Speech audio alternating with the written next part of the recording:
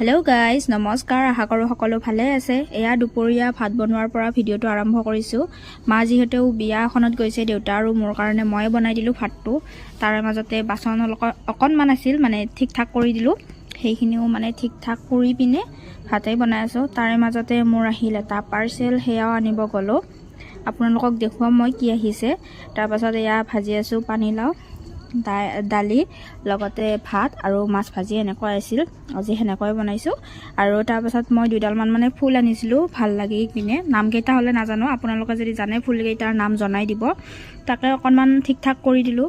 বহুত দিনেৰে একো লৰা নাছিলোঁ, তো সেইকাৰণে অকণমান চাই চিতি পিনে ভালকৈ দিলোঁ। তাৰপাছত ভাত পানী খোৱাৰ পিছত আৰু চোতাল ঘৰখিনি সাৰি ল'লোঁ। এয়া অকণমান আপোনালোককো দেখুৱালোঁ। যিহেতু বহুত দিন ভিডিঅ' দিয়া নাই, তো সেইকাৰণে এটা মিনি ভ্লগকে দি দিলোঁ। আৰু আকৌ এটা নতুন ভিডিঅ'ত লগ পাম। আজিৰ ভিডিঅ'টো এইখিনিয়ে। বাই।